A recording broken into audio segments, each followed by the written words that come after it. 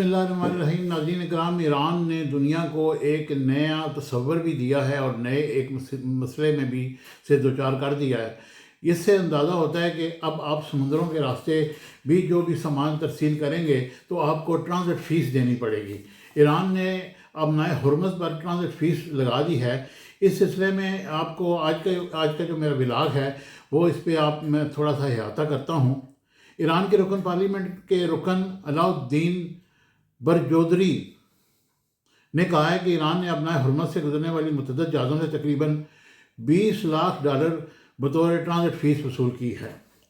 اور ایران کی پارلیمنٹ کے قومی سلامتی خارجہ کمیٹی کے رکن نے کہا ایک انٹرویو میں کہا ہے کہ ایران نے 47 سال بعد اپنا ہرمز پر خود مختاری کا ایک نیا تصور قائم کیا ہے اور اب چند جہازوں سے صرف $20 لاکھ وصول کیے گئے ہیں اور کیے جاتے رہیں گے۔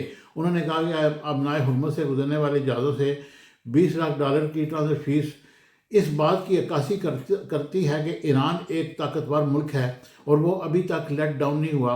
ساری طاقتیں بھی مل کے اس کے خلاف آ جائیں تو وہ اس کا کچھ بھی نہیں بگاڑ سکتی۔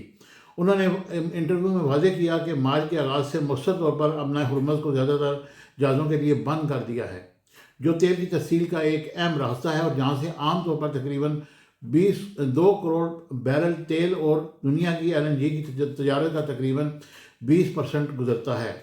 اور ایران کی جانب سے اس بندش کے بعد شپنگ اور انشورنس کے اخراجات میں بھی بے پناہ اضافہ ہوا ہے اور تیل کی قیمتیں بڑھ گئی ہیں اور عالمی معیشت کے حوالے سے خدشات پیدا ہو گئے ہیں۔ عالمی معیشت اس وقت چوک ہوتی جا رہی ہے، سٹاک مارکیٹس بیٹھ گئی ہیں۔ اس سلسلے میں بہت سارے ممالک نے خدشات کا اظہار کیا ہے کہ اگر اس طرح ایران نے یہی کچھ کیا تو پھر بڑے مسائل پیدا ہوں گے۔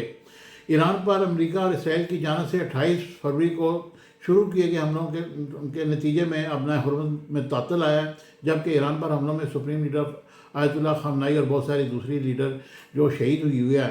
اب تک تقریباً 1300 سے زائد افراد شہید ہو چکے ہیں۔ ان میں ایک اسکول پر ہونے والے بمباری میں 150 کے قریب بچے بھی شہید ہوئے ہیں۔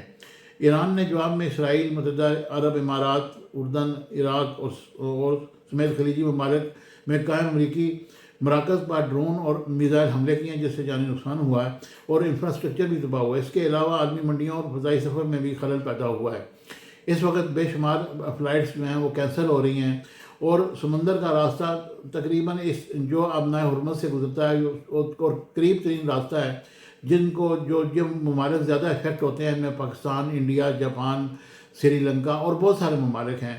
لیکن بہرحال پھر بھی اتنی بڑی طاقت امریکہ کو اب یہ سوچنے پر مجبور ہو گئی ہے کہ کس طریقے سے اس کو سالو کیا جائے، کیونکہ اس کے ساتھ جو دوسرے ممالک ہیں جو ہمیشہ اس کے ساتھ چلتے ہیں، ان میں اہم ممالک نیٹو ہے۔ نیٹو نے اس کو صاف کہہ دیا کہ آپ نے ایران پر جو حملہ کیا ہے اس میں آپ نے ہمیں اعتماد میں نہیں لیا اور اس کا مقصد کیا ہے۔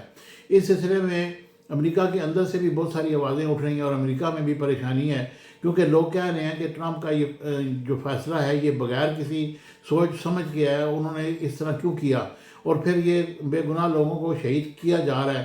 اور ادھر سے ایران نے جو کل بمباری کی ہے اسرائیل پر، اور اسرائیل جو ہے وہ اس وقت اس کے بہت سارے افراد شدید زخمی بھی ہیں اور ان میں اموات بھی ہوئی ہیں، اور ان کا انفراسٹرکچر جو ہے وہ جواب دے گیا یہاں سے جب جو میزائل داغا گیا ہے وہ اس نے بڑی تباہی کی ہے۔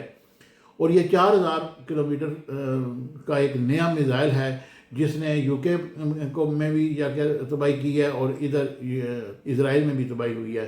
تو یہ سارے معاملات ہیں، اب دیکھتے ہیں کہ دنیا کس طرف جا رہی ہے، کیونکہ اس کا جب تک کوئی ایسا پائیدار حل نہیں نکلتا یہ جنگ جاری رہے گی، کیونکہ اس کے چوتھا ہفتہ شروع ہو چکا ہے اور امید کی جاتی ہے کہ دنیا اس پہ سوچے گی اور اس جنگ کو بند کیا جائے گا، کیونکہ اس سے بہت سارے مسائل پیدا ہو رہے ہیں۔ مجھے امید ہے کہ میرا یہ ولاگ آپ کو پسند آئے گا۔ ہمیشہ کی طرح چینل کو لائک، شیئر، سبسکرائب کیجیے گا۔ Thank you very much. Subscribe my channel Business Times News for latest political, national, international news. Don't forget to subscribe Business Times News.